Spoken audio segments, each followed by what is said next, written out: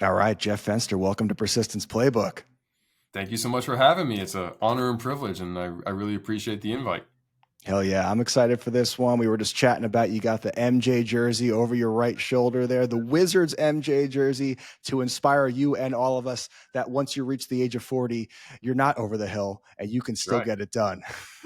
No excuses. We can definitely still get it done. I It's not a love young it. man's game. Look at LeBron right now. That's true. Boy, LeBron, he's unbelievable, man. When he writes a book, I'm gonna be the first person in line to read that because I really think he's got a lot to say about resilience, persistence that can pretty much apply to anybody. Well, and my belief is you write your book in real life, and then you write the book itself. And he's writing his book for us all to see, and then it'll come in paperback at some point. Good point. Good point. So I want to start on this terminology, relationship capital. And I guess, first of all, could you explain to me and the audience exactly what you mean? What is relationship capital? Yeah. So it's very easy for us to understand money, right? We have a bank Sure. account. You are wealthy or you're not based on how much money you have. You earn a paycheck, you make deposits in your bank account, you make withdrawals, you spend your money. It's a very easy thing for us to compartmentalize and understand. But when it comes to relationships and the nuance of what exchanges between two human beings, it's complicated. And a lot of people just don't get it right. They're constantly missing how it works. And so I figured out a way to simplify it for my own knowledge so I can expand and become wealthy in relationships and then share that with the world because it worked for me. So I'm a formula guy and I thought it was a very easy way to explain it. So if you think about relationships, just like you think about money, me and you have this hidden bank account. And every time I call you for a favor or I ask something of you or I annoy you or I don't do anything to make a deposit, I'm making a withdrawal. Can you help me? Can you do this? Hey, I have this problem. Will you be my ear? Hey, can you introduce me to so and so? Hey, can I be on your show? Hey, can you do this? And it's take, ask, Right. and never help, never give. When you need a favor, I don't do it. I'm just making withdrawals. That's what I'm doing. And I'm going through life making withdrawals and I'm broke, right? I have a negative balance. So when I call you, you're like, oh gosh, what does Jeff want now? Or you no longer want to promote me. You no longer want to be around me. And so you've kind of extradited, excommunicated me from your circle or sphere. Or I meet somebody new who I really want to be around and I see Gary Vee at an event, and the first thing I do is I go up and I ask him about how he can help my business or what would he do with my Mm-hmm. business. And Gary being Gary, he's going to help. He's going to do those things. He's going to offer you some guidance. You're never going to have a relationship with him, but you got a little bit of advice. And Sure. so if you look at it differently and say, how can I make a deposit in this person's bank account? How can I help them in whatever way, resource, time, knowledge, people I know, whatever that I have at my disposal? How can I make a deposit? And then getting to know somebody, right? So if I know that you're a Lakers fan, let's just pretend you are. Well, let me ask you, what team are you a fan of? It's actually a really good guess. I'll be honest with you. I'm not like a massive basketball fan anymore, but when I was a kid, I was a diehard Lakers fan. Like I used to watch Nick Van Exel games when I was in like Right. third grade. So Yes. good guess. Good guess. Well, let's just pretend you still are a Lakers fan All because right, I'm a sounds Lakers good. fan. So Let, we're going to use let, that example. But the let's go Lakers with it. won last night, and I'm looking for a reason to still build a relationship. Could I not send you a text last night and go, did you catch that Laker game last night? Did you see what LeBron did? That's a reason to touch and knowing that you're like, oh, yeah, Jeff remembers I'm a Laker fan and it's meaningful to me. That's a deposit. So it's not For just sure. about other things. It's about realizing that we are all human and we have those things that matter to us. Or if you have children and you post something and I make a little comment like, oh my gosh, your child was so beautiful in this, or that was so cool, or how did that make, I'm worrying about your life and not what's in it for me. Those are making deposits. And so relationship bank account is what is that value you have with everybody, your spouse, your significant other, your children, your parents, your aunts, your uncles, your coworkers, your employees or employers, your acquaintances, the network that you're trying to expand into. And I have built a career creating unbelievable relationships by making deposits and trying to build wealth in these relationship bank accounts, irregardless of what's in it for me. So now I have this built up wealth where I can pick up the phone and call a lot of people and ask for something, AKA make a withdrawal, and they'd be more than happy to help, or a lot of them would, because I've spent so much time focused more on what I can do to help them. Makes a lot of So that's sense. So it sounds like a how I big way to make those deposits, those emotional deposits, those relationship capital deposits, is by being thoughtful, right? Not just reaching out and asking for something, but remembering something about that person. They were a Lakers fan. Maybe remembering what college they went to. Remembering what their favorite meal was. Remembering that they were about to go on vacation last time that you saw them, and leading with that. Because just that little 30 seconds it takes to remember something about that person and lead with that is just that is that 10-degree shift that I think turns that interaction from a withdraw into a deposit. That's correct. And I'll make it even easier for your audience. You don't have to remember anything. You have an Apple phone or an Android phone. In the contacts, there's this place called Notes. I can put notes in there, and I can put Laker fan, loves Chinese food, visiting Japan, 2 kids, birthday, this. Lakers win. I can go into my phone in the search and just write Lakers, and all of my contacts that have any word Lakers pop up, and I can see hates Lakers, loves Lakers. So if you hate the Lakers, I can send you a little thing and go, so sorry, did you watch my Lakers last night? And if you love Lakers, I go, yay, Lakers. And I have reasons that I can query my search based on what happens in real world. If I'm going to Japan and I have 17 friends that have, or people I know that have mentioned Japan, and I put Japan in my phone, hey, I'm going to Japan. I remember looking at your pictures on social media and it looked like such an incredible trip. What was your favorite place you went to? I want to make sure I hit it. And now I let you be the expert. I let you talk about something that was so meaningful to you. That's a touch point. So I didn't have to remember this stuff. I have to care enough to take a note. And then I get to use technology like my personal assistant to help me make more deposits in the real world and build my relationships with individuals. I love that. Lean on the technology a little bit, right? We don't gotta remember, Todd's second daughter's name off the, off the cuff. Just put it in your phone, and that's actually something I used to do a lot in my time as a real estate agent. Anytime I was with the client, the second that they turned the corner and that appointment was over, I'd pull out my phone, I'd pull out my CRM, and I just write down a couple personal things that I learned about them. And then by leading with those personal things, the next time that you follow up, you set yourself apart from every other professional in the field, because I can't say nobody, because obviously people like me and you do it. Almost nobody does things like that. 1%. It's the 1%. So it's real, the high road is clear because no one's up there. And the road of the people who are going to do the extras, the extraordinary road, is pretty clear as well. There's not a lot of traffic there. So it's really easy to stand out by doing it. And don't get consumed by, I've done that for the last 6 months and got nothing from it. I'll say to this, you can buy a lottery ticket every week. How many times do you have to win to be rich? Just one, baby. So who cares how many times you've done it and it hasn't worked in your favor or they took advantage of you? Doesn't matter. I only need just one. One relationship can change your life. One opportunity can change your life. So play the game and keep fishing and keep trying and keep doing the habits that are going to enable you to capitalize on that just one. And that's what you want to do. You want to compound luck. You want to compound opportunity for yourself and create the situation where it's a matter of when, not if, that big break comes. And then it's about being prepared, obviously, when it happens. Curious for people in your network, the Drew Breeses, the Shaquille O'Neals. I'm sure there's plenty of other very influential people in your life that maybe aren't A-level celebrities. Do you keep them in a CRM, like with notifications like, hey, you haven't touched base with Shaq in 3 months, why don't you say hi? Or is it just kind of like they pop up in your head, you think of a reason to say hi, and then you do it more organically? Well, it's more organically, but I still use the technology. So like I said, as I'm going through life, I see things. So I'm in Louisiana, and I see one of Drew Brees' other businesses, right? I know that Drew has it, so that's a reason for me to touch base. I sent Drew a text 2 days ago. I was on social media, and I saw this fun stat that said Drew Brees is the only quarterback to ever have more than one season of a 70% completion rate. So that means every other quarterback in the NFL has only ever done it once. Drew did it 7 times.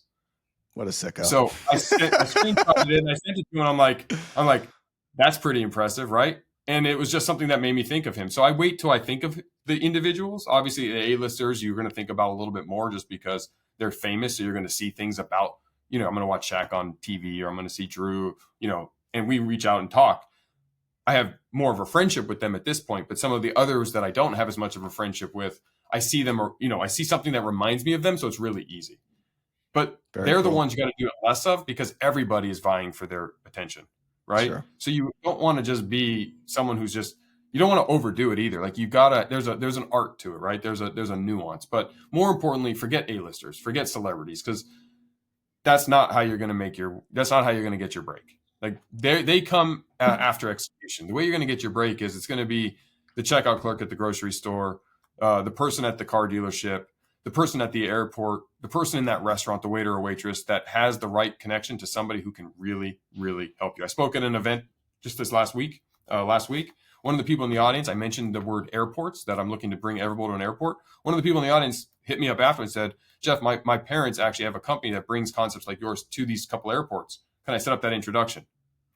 I didn't know who they were before, right? They were just someone in the audience. That Sure. was my break. It's not the celebrities that are sharing the stage with me. It's that person. And you do that by making deposits everywhere and realizing that everybody is valuable. Everybody is somebody's friend, cousin, brother, sister, aunt, uncle, whatever. And everybody you can learn from. So if you treat everybody this way and you build deposits with everybody, those opportunities pop up. And it's not the Drew Brees or the Shaq who gets me into the airport. It's the person I didn't know and I didn't know their name before and I just met them who gives me the break that could add millions of dollars to the bottom line for my business. Those are the breaks. To just kind of go through life, with that mentality of making these social deposits wherever you go, not necessarily focusing on networking with A-listers, just make deposits everywhere. And eventually, if you just keep serving people left and right, left and right, left and right, then those A-listers will get introduced to you at some point down the road, but don't make it your focus necessarily. Yes, and think of it like wealth, like the bank account. Keep making deposits, keep putting money in your bank account without knowing where you're going to spend it. And eventually you look back and go, I'm rich, right? I have a lot of money, which gives me a lot of options. And then the A-listers, the celebrities, they get they're going to require you to have validation for them to do anything with you. An example is a friend of mine introduced me to Damon John. And Damon John came to my office. And the first thing Damon John said is, I've been hearing your name for the last 2 years from people I trust. So I got validated by a social circle without knowing I was getting validated by my social circle. Had I not done the work with the deposits for the people that Damon happened to know, whether they were celebrities or not, he doesn't say that. And then we have a very cold first interaction and less gets accomplished from that interaction versus he's heard about me. Obviously, I already know who he was.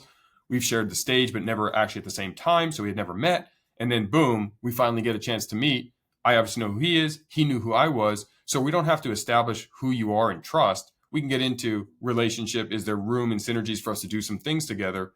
Where can we take this thing? And is it mutually beneficial? And so you get validated by living your life, as you just said, making deposits, leading with value, being a good person, because you're going to live either way. So you can make deposits and help people, or you can be the other version of that, which is not do those things and then always wonder, when am I going to get my break? Why am I not getting my breaks? Why are these other people so lucky? They're creating their luck by always, think of it like fishing, putting 20 rods in the water instead of one. And you compound those rods by making sure that everybody you come in contact with, you try to make a deposit, as easy as it is. And sometimes it's just making a smile, eye contact, and asking someone how their day is. The barista at Starbucks meets 300 people a day. How many take a moment and go, hey, how's your day going? Very few. 1%. 1%. 1%. That's a deposit, though, because if you're going to go back to that Starbucks again and again, they're going to know your face. Oh, hey, and then eventually you know their name. Hey, Jeff, how are you? Oh, hey, blank, right? Whatever him or her's name is behind the counter. And now you're building some acquaintanceship with somebody. But what if that person one day becomes the president of the United States, right? Because everybody starts somewhere. You don't know where they're going to be in life. So why are you going to predetermine their value to you? You don't know what it is. So just be a good person, help as many people as you can when you can, and live your life making deposits and building relationship wealth, as well as financial wealth, as well as health wealth, right? And then you are wealthy. And what a wonderful way to go through life too, just like, right, making eye contact, smiling with someone that you're standing next to in line, asking them how their day is, and actually being genuinely interested in the answer. Again, something that 1% of people do. But if you're in that 1% that do that every single day, day in, day out, one, you're just going to enjoy your life a lot more. You're going to have a much bigger impact when it's all said and done. And people are just going to respect you. They're going to want to be around you, and you're just going to have an incredible network of enriching and fulfilling relationships. Yes, and I'll end that point by dotting it with, you can't want what 1% have and not do what the 1% do. So if you're curious, this is what they do. This is the behavior trait. So if you're not doing this today and you're not where you want to be and you keep struggling and saying, when am I going to? How can I want to make more money? I want. Well, then take a minute, step back, and what is the formula of the people who are in the 1% and have what you want? What are they doing? And I assure you, not 100% of them, but a large portion of them are doing these things. Some people are going to win the lottery and get lucky in that sense, right? There is those things where it's not a behavior that creates that. It's just randomness, right? Somebody is going to be born into wealth and they didn't have to do any of these things. Okay, if that's not you, that's not me. We're not going to have that. So we have to create it. And so who you know is so much more important than what you know. It's going to expedite and give you a elevator or an escalator up the chain of opportunity, and it's about how you execute once you get those opportunities. So don't roll your eyes when you hear this stuff, because I assure you there's a reason why you hear successful people mention this stuff again and again. It's what works. I got to ask, is Drew Brees the best possible dude? I just imagine he's the coolest guy on the planet. He's amazing. And I say this because, we started off acquaintances, then business partners, and now friends. He's still to this day one of the most, like, why he won Super Bowls and why he was so good at being a quarterback is his attention to detail, and having those conversations with him and getting the privilege to pick his brain when it relates to the business stuff we're working on. Competing with him in sports when we're hanging out and seeing that competitive edge come out. And yes, short answer is he's one of the good ones, and I try to associate myself with as many of the good ones as possible. Very cool. And I kind of want to talk about that a little bit. Is, we've all heard that phrase, the 5 people you surround yourself with, right? The average of those people is what you're going to see in the mirror more days than not.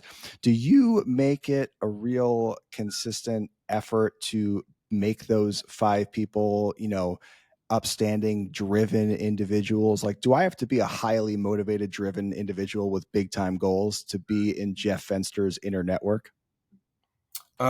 Probably. And it's not because that's the only way to live life, but like attracts like, right? So what motivates me? I am anti excuses. I am anti, well, I did my best. I can show you a million reasons why you didn't. I am anti accepting of third party or outward excuses to cause why we didn't win. We're not going to always win the game. I care how we prepare to win the game. I care how we hold ourselves accountable. I will outwork a lot of people, and I want to be around other people who have that same philosophy. I want you to challenge me. I don't want to be the best player on my team. I want to become the best player on my team, but I want to join the team when there are better players in front of me. And I want to surround myself with those high achievers, those highly big go-getters, the relentless pursuit of your absolute best and being the best version of you. That's what inspires me. So yeah, for me to spend real time with you outside of the loyalty of some of my childhood friends that, that's my off time, if you will. And Sure. I love them like they're my brothers. So I am more accepting of the fact that they may not live the life that way, but had I met them today, we wouldn't be friends, right? So I can't go back and reestablish history and build time with people. So new relationships, new people in my world, yes. If you don't inspire me, if I don't feel that I am getting pushed by your, the way you approach life, I have kids, I have a wife, I have other friends, I have businesses. So for me to give that time to you, which is my most important asset, and that's everyone's most important asset, you've got to be and add value to me just the same, right? It's a quid pro quo thing. And I got to do the same for you. There are people who don't want to hang out with me for whatever reason. I don't fit what they're looking for. Some people aren't business minded. They're more altruistic and much more about balance. And there's nothing wrong with that way of living. We're just probably not going to have the greatest relationship as a hanging out kind of environment, because I'm not just going to go with the seasons and the flow. I'm going to create my luck. I'm going to win the day. I'm going to seize the day. I'm going to take big challenges, and I'm going to go after them because that's what inspires me. Honest answer, authentic answer, and I appreciate it. And I do think that maybe the ultimate success hack is just to be around people that are doing big things, right? And if you're the small fish in a big pond, then that's probably the pond that you should be in right now. Like for myself, I know I just recently formed and joined like a mastermind group with some other entrepreneurs, and most of the people in that room are doing more than I am from a revenue and an impact standpoint. And it doesn't always feel so good in the moment, right? These feelings of jealousy come up. They're just part of the human experience, that they're not going anywhere. But at the end of that meeting, at the end of that masterminds, I'm always lit on fire for the following week, just from being around those people for 2 hours. I mean, there really is just some magic to it. Just getting face to face, getting voice to voice with people that are taking massive action towards their dreams. I think it is probably the number one success principle out there. Yeah, I agree. And I mean, I never really understood jealousy. I've never really been a jealous person. I don't know why. I just don't spend much time thinking about it. Like, I don't look at somebody else who maybe has things I wish I had. Of course, there are people who have things that I want in my life. Absolutely. But I almost look at it as, okay, how did they get those and how can I do it? And I think we need to remove that feeling. Like when that jealousy thought comes up, because, I was having this conversation with my oldest daughter. She was jealous of some things. And I was like, honey, I need you to let's reverse engineer why you're being like, what are you jealous of? Are you jealous of the result that they have? Okay. Did you do the behaviors that they did to get the result? Yes or no? Because you can't be upset that you don't have the thing that you want because you didn't do the work required to get it. Now, if you tell me, well, Dad, I did absolutely everything I possibly could, and I still didn't get it. Okay, well, then you could be upset that you don't have the skill necessary, or that luck didn't go your way, or the outcome didn't happen. But why are you jealous for them? Because if they put in the work, if they did it, or they didn't, and they just got super lucky, who cares? This is a big world with so much opportunity, and there is so much money and humans and opportunity available where you winning something, getting something over me doesn't preclude me from getting it also, right? I might not get it this moment, but that's okay, because my journey is my journey. And part of it is any good story, any good movie, the hero or the main character has to face adversity before they get it. In the absence of that, it's just an average thing. You don't get adversity brushing your teeth, so it's not an exciting event, right? But other things are competing to win the sporting event, trying to make your own business, working up the corporate ladder to get that promotion that you've been vying for. Like, that is the journey. And when you enjoy the process, when you focus on the enjoyment of the pursuit of it, you no longer have that feeling of jealousy, because you're like, okay, my journey's still going. Like, what's next? Like, let's keep running. And once you get it, you're also like, what's next? And so, I don't know. Jealousy is one of those emotions that I've just never really spent much.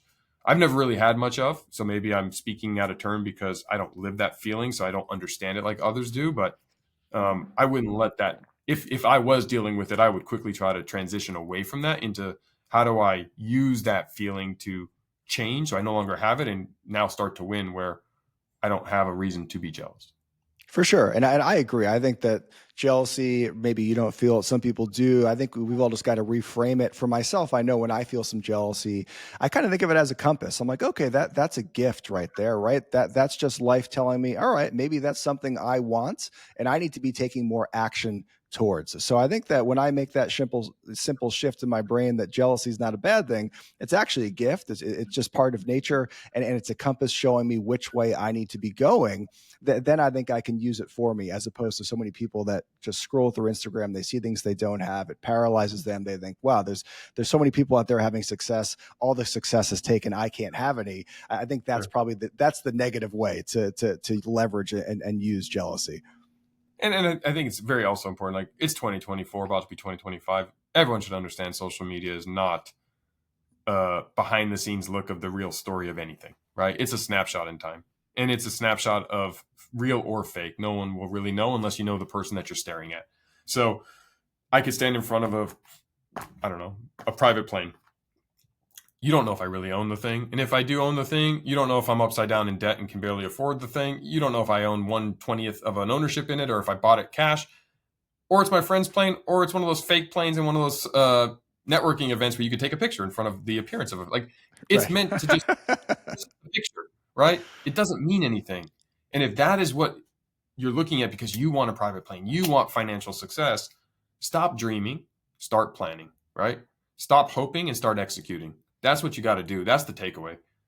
Anyone can post pictures. I can post I mean, I don't ever post pictures like that, ever showcasing wealth, because that shouldn't be the driver. And I don't want anyone to follow me because they think that that's what I'm trying to promote. I'm promoting a way to win, and win consistently, and win at anything and everything we do. That's what I believe. And then what you do with your wealth, what you do with your money, or what you want to showcase, because everyone's just showing either sexy bodies or a ton of money on social media to allure people into some blank, right? Whatever that is. For Buy sure. my company, get involved in my company, my coaching, my mentoring, whatever the reason is, or just look how cool I am, follow me because I'm cool. Doesn't matter, right? Influencers are influencers. I get it. But you should at this point realize what social media is and stop allowing that to dictate your feelings. Watch it, look at it, like it, love it, whatever. But also remember, most of those people don't have what they're showing, and the ones who do earned it. And you should respect the hustle and learn what they did to do it and duplicate it. So let's talk a little bit about that, about the planning, about the execution, not dreaming, not feeling jealous, but actually taking action towards these goals that we want. What does your personal productivity system look like? Do you list out what you want to get done the night before? Do you plan out your entire week in advance? Like, what does the Jeff Fenster get shit done program look like? No, I don't have it as written in formal like that. I know where I'm always going. I always know my big overarching vision and goal and plan and direction, right? So I'm on the west coast of, I'm in San Diego. I want to go to Hawaii. I know that. And then I don't map my whole course there. And, I work backwards and go, okay, to get to Hawaii, I got to do all these things. And then I build my checklist in my head of, okay, what are the first things? And then I just make daily commitments and goals. So, you know, based on the day, and I run a lot of companies and I have family and I have a lot of obligations. So every day is different. And sometimes I have to be willing and able to adapt and pivot to the needs of the day. But when I'm doing something, like right before I come in this show with you, I have a personal goal for the show, right? I have a personal goal for my performance or my communication or my articulation of something or what I want to get out of this thing and how I'm going to improve 1%. When I go work out at the gym, I may have an overarching workout plan, but maybe today is better form, or today is a little bit, one extra rep. Or if I'm going to go run, I'm going to do some cardio. Like, what is my heart rate goal for right now? Because you can show me a plan in 5 years and 1 year and 3 years and 6 months. And the truth is, it's just going to get blown up, right? Successful people know how to pivot and adapt. Mike Tyson's famous quote, everyone has a plan until they get punched in the mouth. Right. That's just the world, right? So you can organize and do, but I care about winning the day. So what do I got to do today to win? And if I fall off my day and it's halfway through the day, I'm just constantly in my brain like, okay, am I winning today? Like, what did I want to get accomplished today? Awesome. And I think about it in the morning, like, okay, today's goals for me are blank, blank, blank. Great, let's go do it. And then I'm off to the races on execution. But more importantly is how I hold myself. Am I really trying my absolute best today, right now? Am I controlling all the controllables that I can? Am I thinking about all of the opportunities that are in front of me? Am I kind of just going through the motions today? And is today one of those days where I'm not my best? And if so, how do I still perform at the highest level? Because the biggest shift for me ever was when I stopped having the need to want to do something. Everybody is really good when they are motivated and have the desire and the want to. Oh, I feel great today. Let's go work out. Awesome.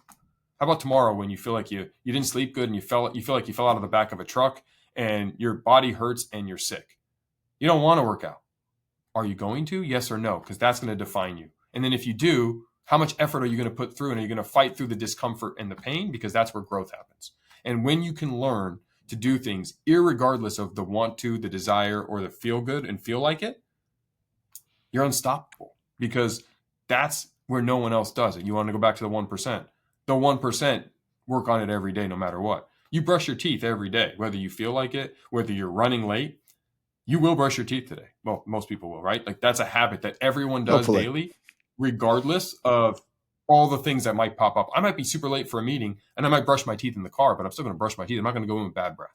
So that's an example. So when you can make all of the winning habits in your life, like brushing your teeth, where you get them done no matter what. I work out every single day, 7 days a week, 365 days of the year, no matter what, because it's a meaningful, important thing to me, right? So those are the non-negotiables, and you've got to create non-negotiables in your success path, on your execution path. So I don't plan my whole life out like that. I know my bigger vision, and then it's, what do I need to do today to get 1% closer and win the day so I can get closer to that goal? And I just keep moving, because there might be an iceberg in front of me, or a turnaround sign, or I have to pivot left and I wasn't planning. And so I don't want to spend too much energy thinking about things that may or may not come to reality, because that's just wasting time. And my time, again, is my most important asset. I got to compress time.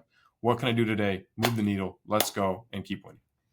Very cool. And I think that's a pretty effective system, right? I think so many of us get so caught up in our quarterly goals or our yearly goals or our 3-year plan.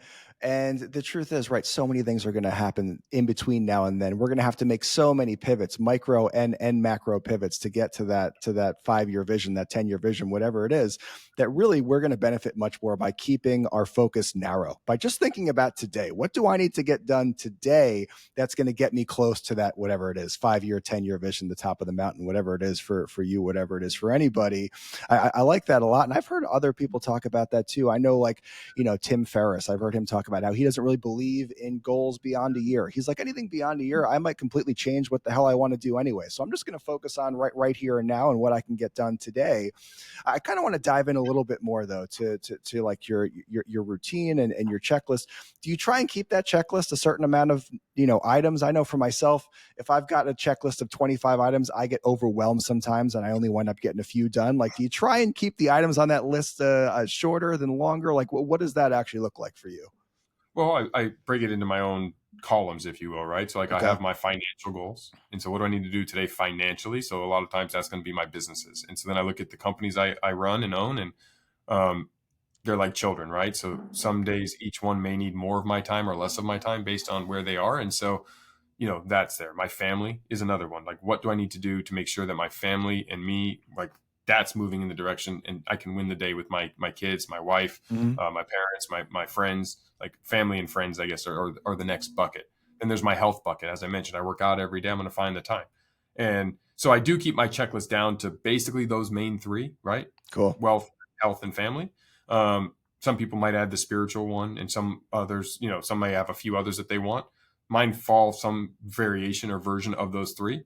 And that's my compartments. And then inside of those compartments, it's what needs to happen today. So if I'm doing something with WeBuild, but Everbowl pops up with an emergency, I'm going to put WeBuild to the side and focus on that. So that's what's going to happen. But if I plan the day and it's like, okay, today I'm doing this thing with Everbowl and we're going to do this launch. Okay, great. Today I got to accomplish this. That's my goal for the day. And my daughter has this big math test and she wants my help to go over it with. And I want to go to dinner with my wife and my kids. Awesome. So we're going to make sure that like those things are done. Like that's the little targets. And For the sure. rest, fill in the gaps, right? Life will be Yeah, life. for sure. I love that. And I think so many people, they get up and entrepreneurs, they'll have the business goals, right? Like, sure, they'll take care of that quadrant or that portion of life, but they won't necessarily have the goal to, have a conversation with their daughter or ask their wife how her day was or go run 5 miles at the gym. I think a lot of times, especially for small business owners that are getting the ball rolling, they kind of neglect those other two buckets to the extent that maybe they create a successful business and then they go, oh shit, I'm 50 pounds overweight and I've got no solid relationships left. And I think just having a couple goals in all three of those areas every single day is probably the best way to get where you want to go financially anyway, right? Because if you're building a business and you're neglecting your health, then you're really not wealthy at all. If you're building a business but you've got no great relationships and your wife hates you, then to me that's not true wealth either. I think you've got to be pushing all three of those areas of life forward on a daily basis to be truly wealthy and truly successful. Agreed. And some days you will have to make priorities. Like a brand new startup, small business may require you to work 20-hour days for the next 3 months. And having that conversation with your family to make them know, like, I love you. I'm out here doing this thing. It's going to require this of me. They knew that going in. There's going to be hard moments where you're going to feel like, why are you gone? It's not worth it. And I want to make sure that we have that communication. And if necessary, I will find a way to recenter and focus more on the family throughout these next 3 months. But it's a 3-month initiative. And conversely, my family needs me. I need to tell my team members, team, I'm going to be a little bit outside of the business for a little while because I'm having a family situation or my health, right? And so if you're not healthy, you're not going to perform good. If you don't have good family, you're not going to perform good. And if you don't have good business, you're not going to be a good family member and your health could degrade because you're stressed, right? So there are all three components. Sometimes it's not a perfect balance because balance isn't real, but there will be periods where you focus more on one and the other two may take a back seat. But it's always about understanding that and making that conscious decision daily and recognizing that, does that get me closer to the goal? And look, business is business, right? You got to make money. This is the way the world works. If you think about cavemen, there was a hunt, and sometimes you got to leave the family and go hunt.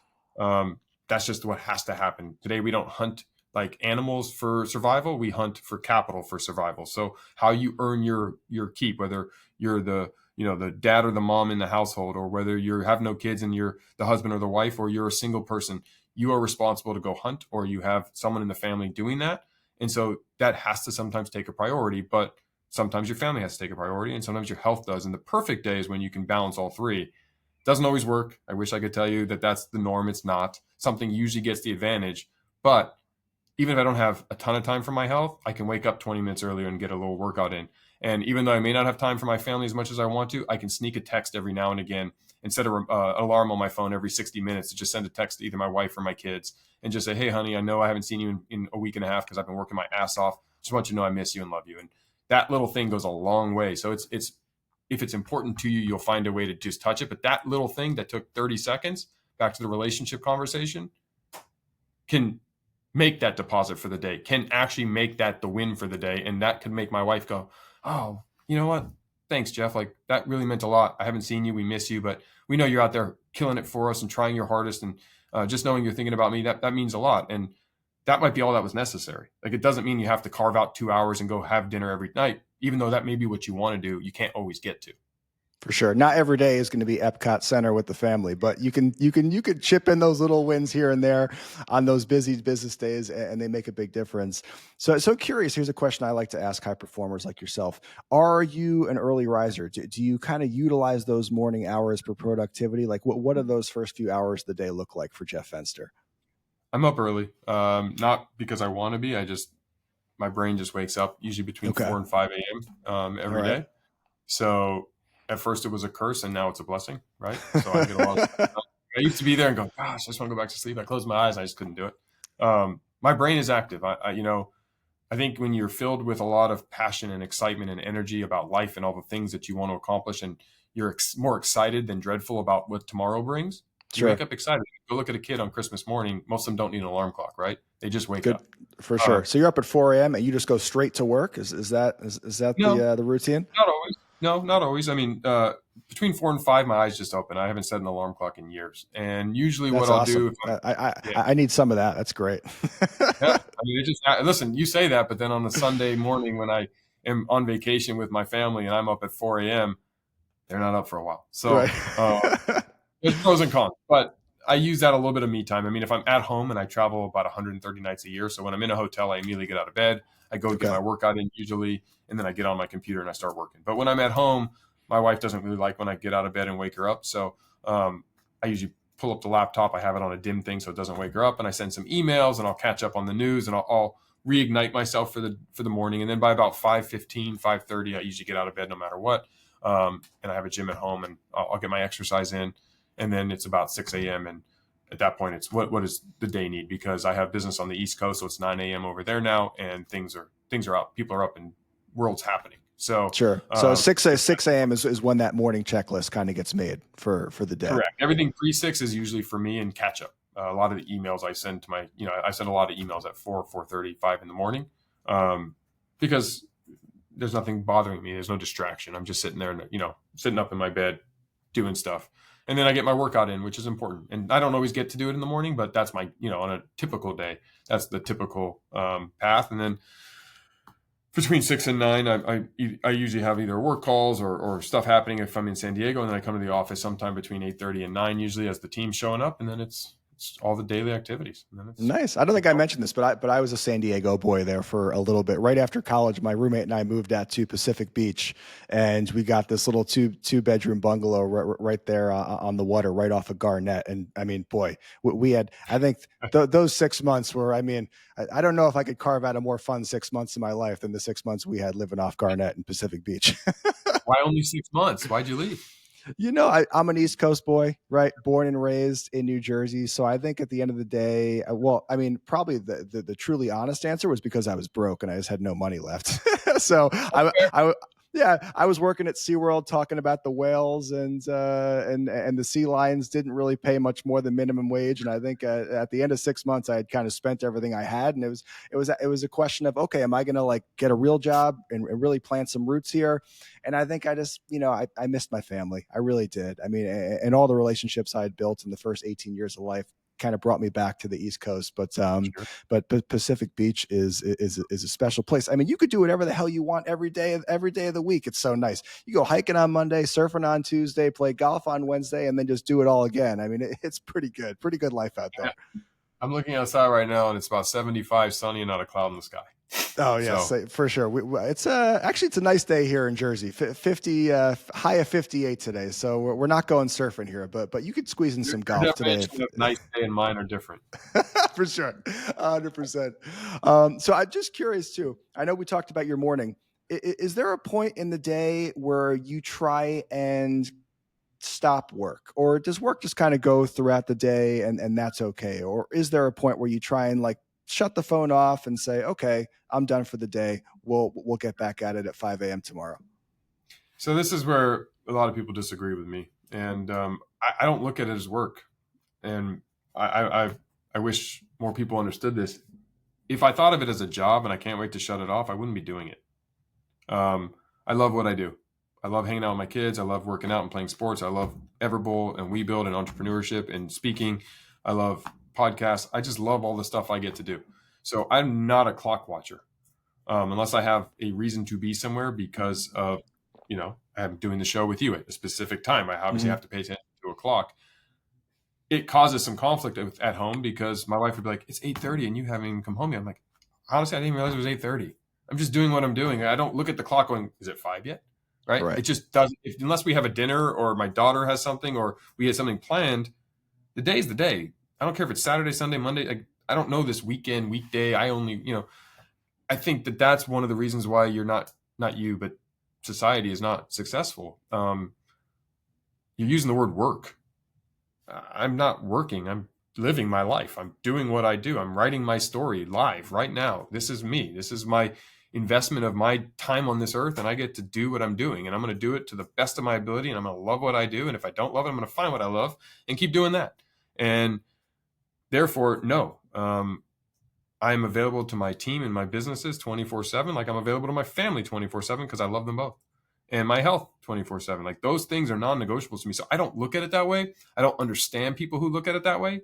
And again, I'm like I said, most people don't agree with me. They're like, well, you got to have this balance. Well, it's because you're looking at it like a job. Like it's this outward thing that isn't a reflection of you.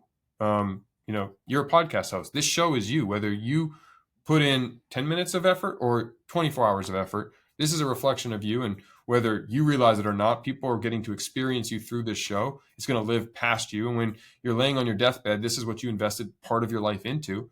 So do you want to be a Hall of Famer in your life or not? Do you want to be the best dad or mom you can be? Yes. Do you want to be the wealthiest you can be? Yes. The healthiest? Yes. Do you want to be the best? Pick it. You're talking about whales and things at SeaWorld. My attitude is if you love that, keep doing it. If you don't, like you did, stop. But if you love it, who cares how long you're doing it? You should love it, right? And I get it. Sometimes you have to do a job you don't like because you're not yet skilled or qualified. You don't have the opportunity. But once you get to that point as an entrepreneur, you pick this path now. This is a choice. You decide to start this company. So if you don't really love what you're doing, what the hell are you doing? You're going to lose because I'm going to beat you because I never stop. And I never stop because I love it. If it was a job, like if it really felt like a job and oh my gosh, I got to sit in accounting class in college, which drove me crazy, I switched majors because I was in business major and I hated the accounting class. If that was my life for 40, 50 hours a week, I'm making major life changes. There's no way I would live my life that way. And so I don't ever want to punch a clock. Ever. Ever, ever, ever. I don't want to think about it like I have to do these things in this period of time. I'm going to do it because I want to do it. And when the day's over or something else pops up, that's what happens. And my wife will usually send me a text. What time are you home for dinner? And she usually sends it around 4:30 because she knows I haven't looked at the damn clock. And if she doesn't send me something, I might not come home. And it's not that I don't want to be with her because I do. Because when I'm with her, I don't look at the clock and go, oh, I got to go unless I have a work reason to go or another reason. So I'm giving my all to whatever I'm doing and I'm living it. And I don't care the time. So I absolutely do not believe in I got to shut my phone off and be present. I'm always present. And if I'm present in work, I'm present in work. And if my family, well, now I'm going to shut it off and be with my family because I'm present there. But just like if my kid calls me right now while I'm on this show and, I have on do not disturb, but my kids know that if they send me a text with exclamation points, I will literally stop this and go answer that because that's my child. Same thing in my business. If I'm with my family and my business phone, the business rings or needs me for some emergency, I'm going to stop and go deal with it. This is my stuff. So I don't compartmentalize like that. I don't believe in that. I believe in 100% all the time in everything I do. I think that's hard to hear for a lot of people, but at the end of the day, it is the truth. And if you're trying to, build something really special and have a worldwide impact and, build and exit multiple companies and live an extraordinary life, then that is what it takes. It takes just absolute action taking every single day, day after day, not taking days off. And it's not because you have to do it. It's because you love it. And yes. And when your feet are there, you're present with your work. And when you're with your family, you're present with them. But to be looking at the clock at 5 p.m. every day, like, boy, can't wait to go watch some Netflix. Like that's just, you could live your life that way and probably live a fine life. Right. But it's not going to be an extraordinary life where you make extraordinary impact and do things that other people will not be able to do. Kind of curious though, what is Well, like, go before ahead. you leave that, though, I want to just touch because I think you hit it. It doesn't mean that my way is the right way. Right. It's just Again, what for you me, love. so when I'm speaking to entrepreneurs and I'm speaking to people who are constantly yearning for the ultimate wealth in business and they want to create the 1%, they want to be the 1%, they want. I was having this conversation with Andrew right before the show started because we were just talking about something, but it's like everybody wants the top seat till they look at what's required to be in the top seat. And if you don't really want to do the things necessary to be in the top seat, you don't really want it. You think you do because you only see the pros of it, Right. the benefit of it, right? Everybody wants a Ferrari, but do you realize what the maintenance cost is on that, the insurance is on that, and all the things that come with it? Yes, then buy the Ferrari. No, then don't buy the Ferrari, right? Same thing with a plane or a boat or houses or anything that you may monetarily want. It's true in this stuff. So it's like, if you're like, no, listen, I don't, I want to be an entrepreneur, but I want a lifestyle business. I want to make some good money, but I don't need to be the richest person in the world. And I don't care if my company is famous and well renowned and sell it one day, but I want to enjoy my quality of life. I want to have freedom of schedule. I want that 4-hour work week like Tim Ferriss used to promote. I want to be home to see my kids. That's okay too. Then that's your goal. So create the business for that goal. You're just talking to someone whose goals are not that. My goal is to build the biggest companies that I could possibly build, because that's what I want to do and accomplish. I want to climb the Mount Everest in entrepreneurship. I want to sell for 9 and 10 and 11 figures. I want to accomplish those things because that's my goal. And so to achieve my goal, and looking at what the people who have done it had to do, well, that's what they had to do. I mean, Elon Musk is renowned for working 20 hours a day and sleeping on people's couches when he was building, right? That's what's required. And so you can't compete with the 1% in that field and not be ready to do what's required. And so you have to do a self inventory of what you really want. And there is no right or wrong to what you want. It's your life. You can choose to be very happy, working at SeaWorld the rest of your life because you don't want a lot of materialistic things and you want the quality of life and you love the animals. That's amazing. And you are successful. So don't take what I'm saying as you have to do it this way. Just don't speak out of both sides of your mouth and wonder why you're not getting the result.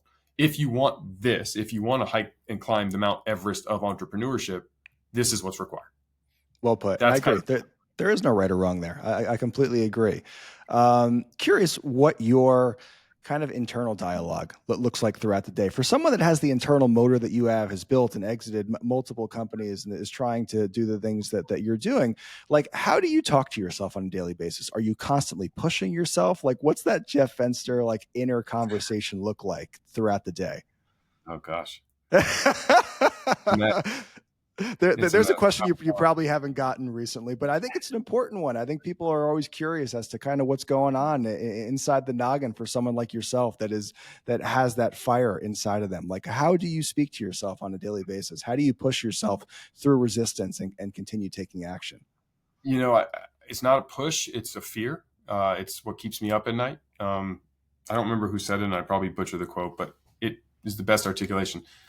Lazy people do a little bit and expect the result, and then high performers do everything they possibly can, and then they stay up at night thinking they didn't do enough. And I always have that fear, like, did I do everything I could? What else did I not do? How did I mess this up? Because I care about what I'm doing and what I'm after so much that I always feel like I'm behind. So I'm always unsatisfied. I'm always anxiety. I have that anxiety, which is probably why I wake up at 4 a.m. without an alarm clock. It means I'm probably not the best person to hang out with mojitos on the beach, right? No, I don't think so. I think I might call someone else to go have a mojito. I don't drink, but if I did drink, I think I'd call someone else. and I don't drink either. And I'm saying, like, I don't do like that exactly. Right? Like so my self dialogue is a lot of me just reminding myself, hey, you're not as far behind as you think you are. You are, like, I have to keep reminding myself positive stuff because I'm my biggest critic in my own head. Right. Sure. And so it's a constant thing that keeps me from enjoying the process, in recognizing the small wins and realizing that other people around me don't share in all those same visions and goals. So some steps that I step on as I'm going on my journey might be somebody else's peak that they were after.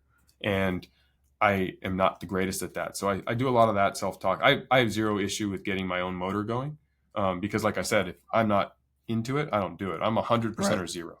That motor's going. Either I love it and I want to do it, or I don't. And if I don't, it's a zero. I'm not giving you 30%. I'm giving you zero. For sure. And that's the reality. And so it's more that internal self-talk, but staying relentless, working my ass off, like, that's easy for me because I'm always afraid I'm not doing enough. And I'm always afraid that if I don't, someone's going to beat me. So I got to make sure that I win, and I'm going to win at all costs and do what I have to do by checking every box and doing all the things. But it's more of the, hey, take a minute and live life while you're living life. Hey, take a minute and realize that not everyone operates that way. So your spouses and your coworkers and your people around you, your friends, don't feel like disconnected from you, if that makes sense. As much as I'm a relationship guy, right? I am, but it's with purpose. And so it's also like the organic side of, all right, you know what? I got to remember, I got to meet people where they are, and they're not necessarily where I am. And that's okay. It doesn't mean I'm ahead or behind. It just means we're at different places. And so to maintain those things, and it's like, okay. And then I'm an example for my kids. Am I showing them the right example? And am I practicing what I preach? And am I proud of the work I'm doing? And what course corrections do I need to make? And how do I Kaizen? And, I spend a lot of time doing those kinds of things in my head. So it's not as rah as maybe it should be, but it's my Well, I head. think that was a really just a real and authentic answer, which I really appreciate. I think a lot of people that are as successful as you probably go through the same thing, right? There's a little bit of anxiety there. Am I doing enough? Did I do enough today? And I think that does kind of spur people on to take massive action on a daily basis. So I really appreciate you just answering that question as authentically as possible. And the fact that you are working on that, you're working on enjoying the process a little bit more, taking a step back, appreciating where you're at, because I'm sure that's probably a tougher part of the equation for someone like you than getting their motor going, which doesn't seem like it's ever an issue. Really cool stuff. And you mentioned Kaizen, which I want to touch on before we wrap up. And I know that, Kaizen is a really just kind of an important staple to kind of who you are. And I think it means like change for the better, right? Continuous improvement. Is that kind of what Kaizen is all about? Yeah, Is Kaizen kind of a mantra that you remind yourself of on a daily basis, that you lean on in those tough times? all the time. Yes, it's a Japanese term. Toyota coined it and made it more very well known. So if you study Toyota, that's kind of what they did. But it's constant improvement. It's 1%. It's realizing that you can't necessarily build a building overnight. So what do we do today to get a little bit better? How do I improve my speaking skills a little bit, my sales skills a little bit, my accounting skills, my reading skills, my pick AI knowledge, whatever it is that you're working on in your life, in your world, like your relationships. How do you just do one little thing? And it doesn't need to be too big, because when you make it too big, you don't recognize improvement along the way and you get discouraged and you don't see traction, and traction creates momentum and confidence, and that creates results. So by setting obtainable little goals that are obtainable today, like specifically today. So I'll use a silly example, but it's like, you know what, I'm trying to improve my diet and I eat a bag of M&Ms every day. Well, tomorrow I'm going to eat one less M&M. I'm going to save one M&M in the bag. Well, if there's 100 M&Ms in the bag, by 100 days from now, I'm not eating M&Ms anymore. But every day, that's an obtainable goal because it's only one M&M. It's not, I'm never getting to eat M&Ms again. And now I'm deprived of this favorite treat that makes me feel mentally good for the 2 seconds I'm eating it, and the taste on my tongue and that crutch. You didn't change your whole life overnight, but you're setting this micro goal. So it's a matter of when we hit 100 days, not if we hit 100 days. And then you're no longer eating M&Ms. And now that's out of your life and you're moving to the next one. So you can Kaizen your way to a lot of different progress and results. And that's why people fall off their objective, because they don't see immediate results, because things don't happen as fast and their goals were so big that they can't happen fast. I'm going to make $1 million next year. Okay, great. Well, if you don't make blank dollars on January 1st, you're off your path. And it's like, oh, I don't see how I'm going to make $1 million. So what if you don't do that and you set a goal? Well, what do you need to do on January 1st? Well, I think January 1st, I need to make 20 sales calls. Great. Make 20 sales calls. What about on January 2nd? I got to make 21 sales calls. Great. Make 21 sales calls. And you're beginning to build the person that is capable of accomplishing the goal you want. You're seeing the traction. It's obtainable results. You're compounding your wins, which is called win stacking. And now you have and are on the path where it's a matter of when, not if, you accomplish the big overarching goal, that big vision that we talked about at the beginning of, I need to get to Hawaii. Okay, great. Maybe today I need to figure out how I'm going to get to Hawaii, right? Am I going to take a boat, a plane, a scooter, a jet ski? I'm going to swim? Like, I'm going to make some decisions, but it's obtainable little things. And so every day I'm winning. Every day I'm feeling good. I put my head on the pillow and I go, I accomplished my goal today because it was only a little micro improvement. And if I didn't, I identify what happened. Was it some big roadblock in the day of, a family emergency or a business emergency, or I got sick? Okay, that's fine. It didn't derail me because I can justify why I didn't hit that goal. So tomorrow I'm going to reset the goal and I'm going to get myself back. And it's micro bites to do it. And that approach is sustainable. It's obtainable for everybody. And it's one of the biggest predictors of success. I'm fired up. Jeff Fenster, thank you for being with us today, brother. That was awesome. Thank you for having me. And as I said, it's a privilege and honor to come on. I'm a fan of you and the show, and I love what you're doing for the people out there. So congrats to your audience for taking the time to not listen to me, but listen to you and your show and what you're doing, and keep improving and learning and applying, because information is great, but without execution, it's just a waste. Kaizen, brother. Thank you for being here, Jeff. Everyone out there, thank you for listening. This has been Persistence Playbook, and this is your weekly reminder that you will feel resistance to the work that you know you should be doing. And in those moments of resistance, remember your 5-year vision and take those micro actions today that you can get done. We'll see you next week.